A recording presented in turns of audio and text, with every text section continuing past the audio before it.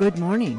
This is Tracy Hales-Bass, right on Four Corners. Today, I'm excited to talk to Kari Ann Dell about her cowboy romances and her upcoming appearance at the Farmington Public Library. Good morning, Kari Lynn. Good morning. And you're talking to me right now from Montana. I am talking to you from as north in Montana as you can get and not be a Canadian. Wow. We are about a mile from the border. And that's kind of where the book Last Chance Cowboy was set, right? It is. Some of the books in my later Texas Rodeo series pass through there. Uh-huh. But this one is actually the only thing I've written that's set almost entirely where I live. Oh, and it's exciting. the first thing I'd ever written that was set where I live. Is this Last Chance Cowboy part of the Texas series? It is not. It's a standalone, and Okay. It's the first book that I ever had published. Well, I certainly enjoyed reading it, and that is definitely a strong point in the book. Your characters are very real and well-rounded, and even the horses have believable characters and personalities. Yes. Yes. Muddy actually is a number of horses that I've owned kind of rolled into one, so I have known him well. I can tell. He's very real, and he's definitely got an attitude. He does. My dad has always said that the best tie-down roping horses they have to be very independent to do their job.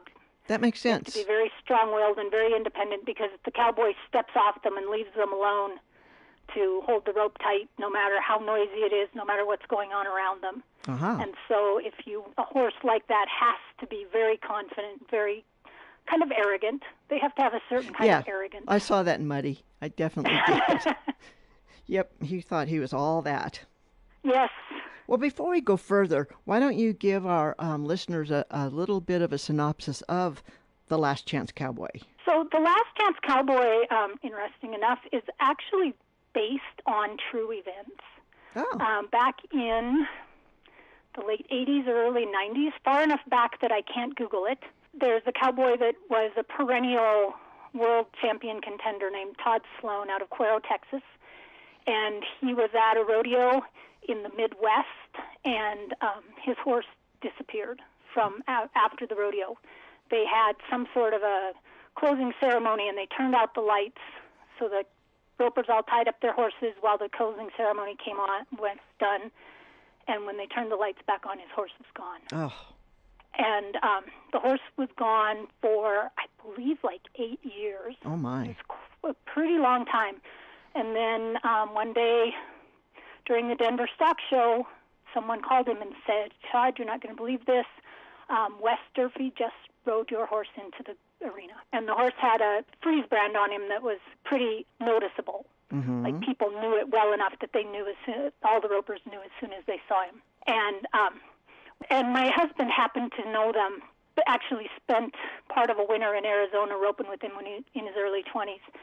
And so this was a story that, when it came out, naturally caught our attention and just stuck with me for a long time. Mm-hmm. And I kept playing with it, trying to figure out how can I write this? Because as it turned out, Durfee's just said, "Oh, it's your horse, here you go, take him back." That doesn't make a great book. Right. And so in my case, I needed to basically identify two things.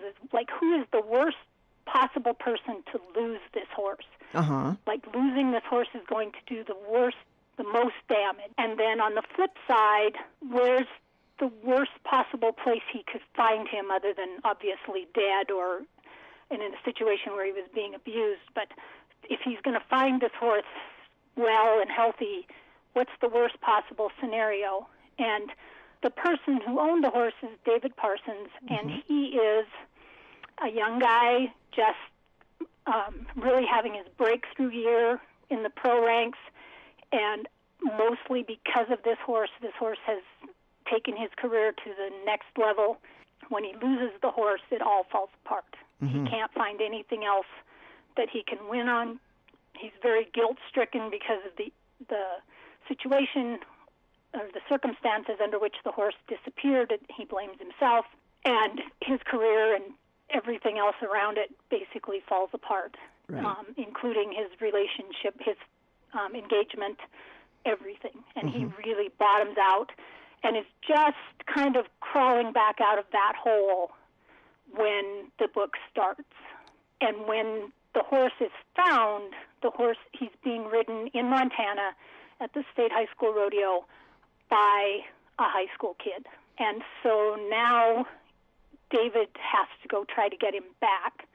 And the horse ends up on the Blackfeet Reservation, which is where Kylan Running Bird lives. And so now he has to go onto the Blackfeet Nation and try to get his horse back. Because now you're dealing with tribal law, not the law of the U.S. or the law of the state.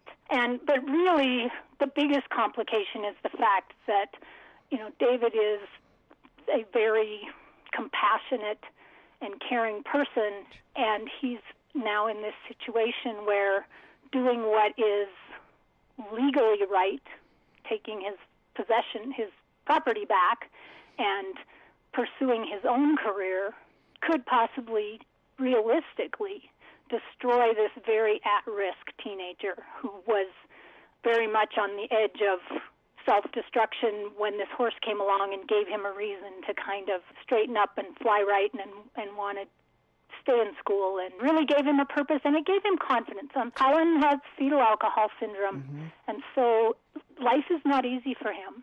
Right. And so Muddy is like this magic, it's like, I don't know, the Batmobile. Right. He allows this kid to perform above and beyond what he would be able to do otherwise, and to be competitive and have success, which he has never had before. And I thought that it was an interesting twist that David is now writing Frosty, but it's not as simple as just swapping out Frosty for Muddy. No, and that, part of it is that I wanted David to kind of have that extra bit of empathy. So he has a cousin who has Down syndrome, and Frosty really is this boy's pride and joy, and he's not really a boy. He is an adult, but this horse really is dear to his heart. Yeah. And when David finally gets to the point where he's ready to go back out there and try to compete again, they offer him the use of this horse, but the understanding is this is Adam's horse. He loves this horse, Mm-hmm. and he doesn't trust anybody but David with this horse. And Frosty also has his own personality. He does, and that, and again, that's kind of an illustration of what I was saying. Is part of Frosty's downfall as a competitive horse at that level is the fact that he isn't as aggressive. He doesn't have the arrogance. He's a little bit more laid back, which is nice when you're riding a horse or just Right. doing anything else with them. But when you need them to be, super fast and super aggressive, that's not so Right. great. Yeah, you've really captured those different personalities in the horses. I love it. So that is Last Chance Cowboy. And there's also romance and all kinds of other things involved. Yeah, it was, this one, more than my other books, kind of skirts the edge of whether it's true romance. Right, I can see that. Uh-huh. You can't, women's fiction isn't really a term that I'm fond of, because it implies that somehow these books are only valuable to women. Oh, And I right. believe that, there's the writing that's done in that genre should be valuable to anybody who picks it up. I agree. But so I would say more like general fiction or family drama. For one thing, the book is written entirely from David's point of view, which is Right. a little odd in romance, although it's becoming more common. I've seen more books that are written entirely from the male point of view. And it's really as much about the relationship between David and Kylan as it is between David and Mary, who is Kylan's guardian. Absolutely. She's his aunt, but she is also his legal guardian.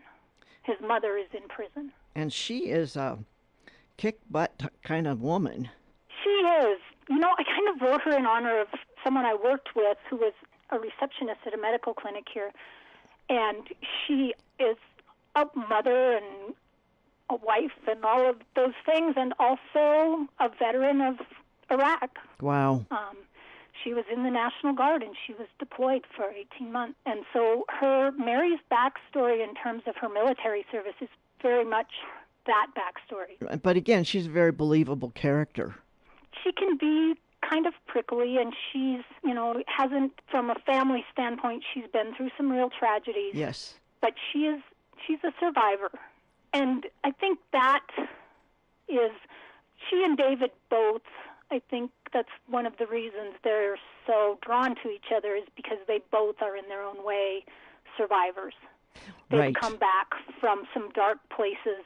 He compares at one point his relationship with Mary to his relationship with his fiancée, and he said,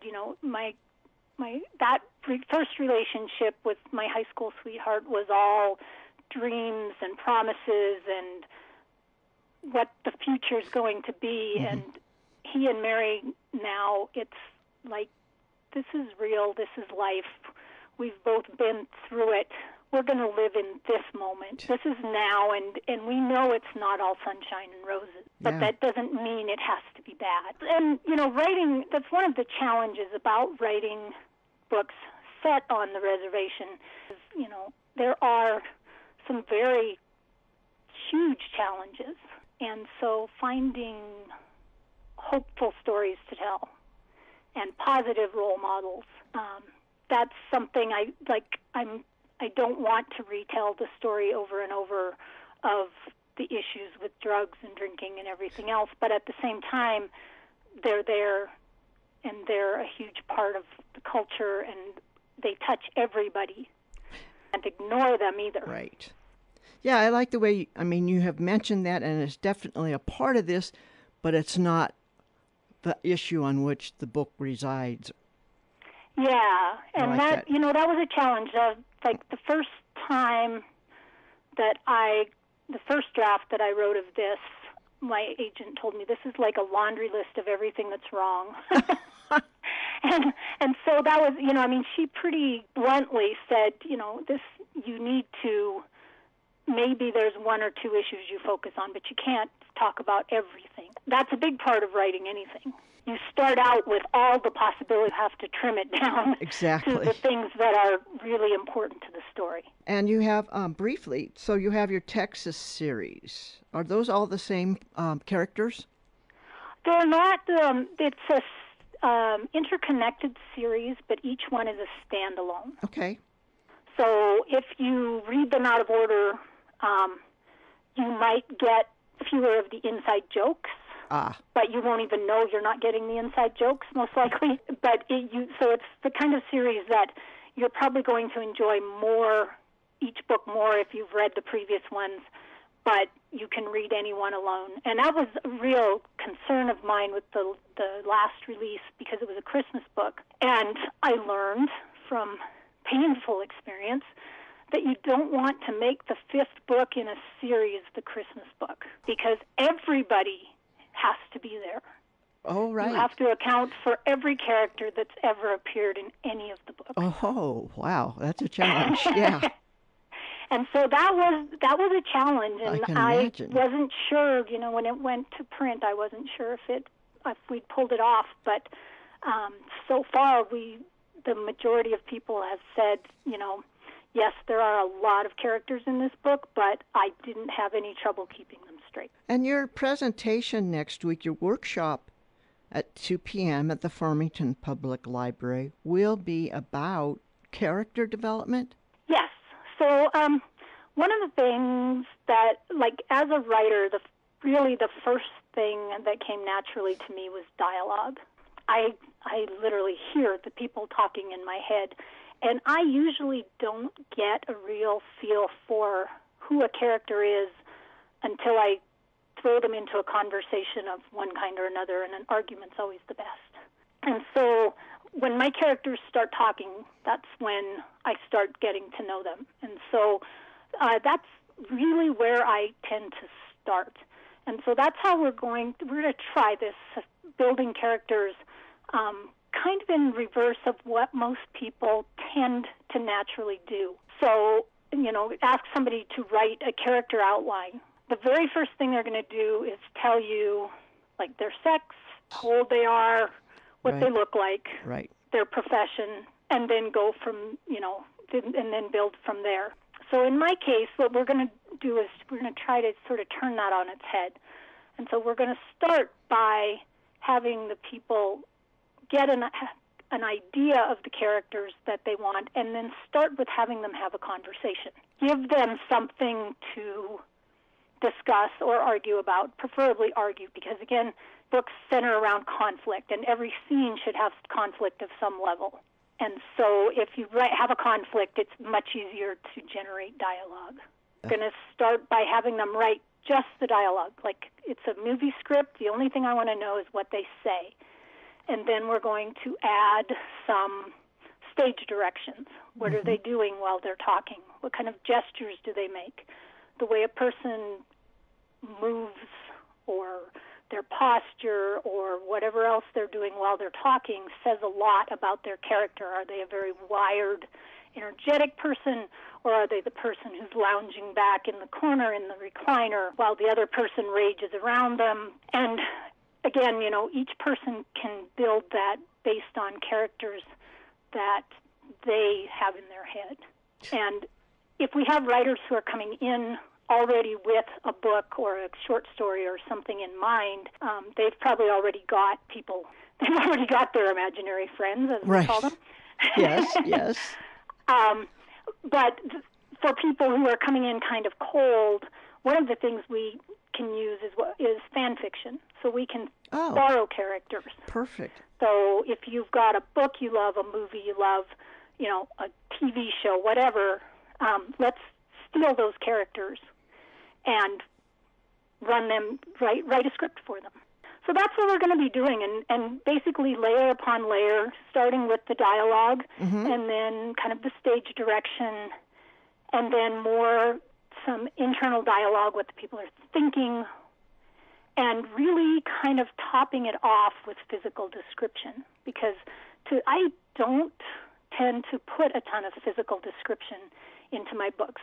Stephen King's on writing, and he had some great advice in there, which is to pick out a few very telling details about a person and then let the reader build a picture of the person from that. Like David is 6'4", and Mary has the spiky hair. Yeah, and that was kind of intentional because she's a prickly person. Right. Her hair kind of expresses her personality. You want to give enough description so that, it's not like there's this voice wandering around without a body attached to it in your book. So you want to give enough physical description early enough in the book to have a placeholder. But again, I don't like to go into a lot of detail because the more detailed I am, the less work the reader has to do, or the less room you give them to work. And the more room they have to work, the more engaged they are. I think this is a good time for you to read something. So this is from Chapter 3, and this is, David has learned that his horse is in Montana. He's driven all night to show up at the state high school rodeo to basically claim Muddy. So Kylan has just rode into the arena and is getting ready to rope. The kid's head jerked, enough of a nod for the gate to open. Muddy exploded out of the corner and arrowed in behind the calf. The little pot-bellied Hereford loped out, head up, practically screaming, "Rope me." Kylan took 2 swings and threw. The loop bounced on top of the calf's head and, by some miracle, fell over his nose. Muddy stopped, as quick and hard as the slam of a door. The sight of it made David's heart skip. Kylan flew off his side, more of an ejection than a dismount. His legs buckled and he went to his knees, but he got his left arm hooked over the rope. Muddy hustled backward, pulling the calf so when the kid stood up it was right there under his nose. Kylan fumbled it onto its side, strung his piggin string on the top front leg, gathered the hinds, applied 3 deliberate 2-fisted raps and a hooey, and threw up his arms. The crowd went wild. One section of it anyway. A cluster of at least 50 people seated on the end of the grandstand. From the way they cheered and pounded each other on the back, David guessed they hadn't expected Kylan to come through in the clutch. He could see why. The kid wasn't much of a roper. Lucky for him, he was riding the best horse on the planet, David's horse. Fury exploded inside his head, as white hot as those fireworks in Cody. David spun on his heel and strode around the back of the arena, drawing startled looks from people he shouldered past. By the time he got there, Kylan was surrounded by a huddle of friends, all slapping palms and bumping fists. And there was Muddy, tugging at the reins, impatient as always to get back to the trailer now that his job was done. The kid spotted someone in the mob of people streaming down from the grandstand and started that direction. David stepped into his path. Kylan squinted up at him, confused. "I need to talk to you," David said. Voice hard, muscles knotted as he fought the urge to yank the reins out of the kid's hand. Kylan looked past him as if for help. David glanced over his shoulder to find two girls with their arms around each other, their smiles fading as they saw his expression. The smaller one pulled off her sunglasses. Her face was freckled under the brim of her baseball cap, but there was nothing childish about those eyes. Not a girl, a woman. "What do you want with Kylan?" she demanded.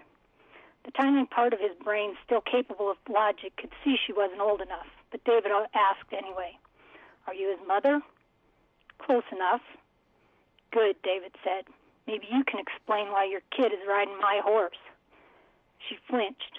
Surprise or guilt? "Who are you?" she asked, recovering fast. "My name is David Parsons. That horse was stolen from me 4 years ago in Cody, Wyoming." "Nuh-uh." Kylan stepped back, arms extended as if he could hide the horse behind them. "He's mine." The younger girl edged around David and grabbed the kid's hand. "Don't worry, Kai. He's got the wrong horse." "No, I don't." David stared down at the woman, daring her to argue. "I'm betting you don't have any papers on him." A crowd had begun to gather, the inner circle mostly dark-haired and dark-skinned, Kylan's friends from the Blackfeet Reservation, plus their parents. "Do you?" the woman asked. "Not with me," David admitted. "I wanted to be sure it was him. Now that I am, I'll have his papers faxed up to the sheriff's office." At the word sheriff, a murmur went through the crowd, which had grown as bystanders realized something serious was happening. "He's mine!" Kylan was breathing hard, almost sobbing. "We bought him fair and square." The woman gave David a stony-eyed stare and spoke to the kid. "Take your horse back to the trailer, Kylan." "But just do it. Go with him, Star." Kylan hesitated, but the girl hooked his elbow, wheeled him around, and dragged him away toward the contestant parking lot, darting worried glances over her shoulder. Muddy trailed along, supremely unconcerned with the whole drama. The wall of people closed off behind Kylan, and several of the men looked more than willing to take David on if he followed. He seriously considered trying it anyway. "I'm Mary Steele," the woman said, pulling his attention back to her. "And yes, I do have a bill of sale for that horse, so you'll have to excuse me if I'm skeptical. You get your papers and whatever other proof you have, and then we'll see what's what." "Fine," David said. "I will." She gave a slight nod. "In the meantime, stay away from my nephew." She angled past David. The crowd parted to let her through, then closed ranks again. Over their heads, David watched her stride, confident, her shoulders square, until she disappeared among the maze of pickups and trailers in the infield. Then he faced the angry mob. "You got no right accusing that boy," a woman declared. "I've got every right," David said. "Give me an hour, and I'll prove it." Yeah, and thus begins the drama. The drama, yeah. Yeah, very good. That shows great use of dialogue there. Yeah, like I said, dialogue has always been, luckily, a thing that comes really naturally to me. That's great. It doesn't for a lot of people, I think. And I think Stephen King also said this in his book, was that it's kind of like music, like having an ear for music. Right. You can train it to a point, but there are some people who are truly just have the knack, and some people that have to really work at it, and the few that really have a tin ear. Right. That's I mean, really it's true. just, they just, for whatever reason, they don't hear their characters talking in their head the way I do. Yeah, that's And great. sometimes I talk back, which can be embarrassing for people who are with me in public. I understand that one. And you've taken a lot of experience from your own life to put into these books. You're a rodeoer and a roper. Yes, I grew up. I live now on the ranch where I grew up, but I did kind of a 20-year tour where I was in Texas and South Dakota and Oregon, and rodeoed in all of those places. So, but it's what my husband and I have done together for as long as we've known each other. It's what I was 2 weeks old when my parents took me to my first rodeo, so I just literally don't know any better. And you've used that well to inform your writing. Yeah, and we talk during the Thursday night event with singer-songwriter Jared Rogerson, who is a former professional bareback rider, and he brings that same feel to his music because he's been there. He has lived the lifestyle. One of the things that we both agree on is that because we're kind of looking at it from the inside out, it allows you to tell stories that other people don't even know exist. Right. Or to tell it from a point of view. So the Texas Rodeo series is unique in that it's centered around a family of livestock contractors. Oh. So these are the people who bring the horses and bulls, the bucking stock, to the rodeos. And it's almost like joining the circus or joining the carnival. Mm-hmm. You travel from town to town with your crew. It's a very kind of, for most of the summer, you're in fairly close quarters with this group of people that you're traveling with and working with. And so you can really create kind of a pressure cooker. The start of the series is they hire a new bullfighter, and through various reasons, instead of ending up with sort of kind of a mid-level person, they end up with one of the best bullfighters in the country because he's gotten himself into a situation that he needs to just get out of Oregon for a while. Great. And so he ends up in Texas working for them, just kind of laying low. And it goes on from there. It's all, sort of the dynamics of that family and all of the people surrounding them. But one of the challenges with writing rodeo is if you're writing rodeo contestants, it tends to limit what stories you can tell. Sure. Because of reader expectations. And so, if you're writing about somebody who's competing, the reader expects to see them overcome something in order to ride to victory kind of storyline. And if you're writing, or they're the person at the end of their career trying to figure out what they're going to do with the rest of their life, those kinds of storylines. And there's some of that in my books. I'd say the second book in the series, Tangled in Texas, is the one that really is the most contestant-centered, where the main character is a competitor. So, and that's one of the other things that people from outside don't really get, is that rodeo happens at so many levels. I compare it to golf. You can play in your town's little Tuesday night league, or you can be trying to win the Masters. Right. And there's everything in between, and that's kind of how rodeo is. Fascinating. And it's a lifetime sport, which is another thing that a lot of people. I mean, obviously not if you're a bull rider. Right. But for ropers and stuff, it's really a lifetime thing. I know people in their 80s who are still competing. And it's an addiction of sorts. Mm-hmm.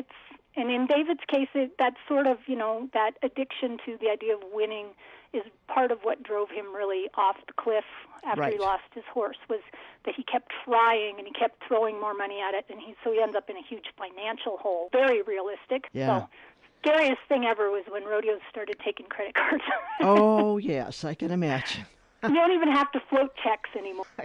You will be appearing at the Farmington Public Library. I hope that you'll have more stories to share. And folks can also find you and your books at KariLynnDell.com, right? Yes. And on Facebook at Kari Lynn Dell Western Author. Okay. That is my author page. And that's where, on pretty much a daily basis, I post stuff from out here on the ranch. Great. And rodeos we go to, and just sort of what's going on in the world around here on a day-to-day basis, which can get kind of entertaining sometimes. Oh, I'm sure. So, yes, and so we'll be doing the writers' workshop from 2 to 4 at the library. Anybody who wants to come, I encourage you to bring character ideas and writing implements, because we are going to put you to work. And then at 7, we'll be doing the Art of Rodeo, which is Jared Rogerson and I. And that was Kari Lynn, the author of the Texas series and Last Chance Cowboy. She'll be appearing at the Farmington Public Library February 7th at 2 p.m. for a workshop and at 7 p.m. for entertainment and a reading. This is Tracy Hales-Vass, right on Four Corners on KSJE 90.9 FM, Farmington, New Mexico.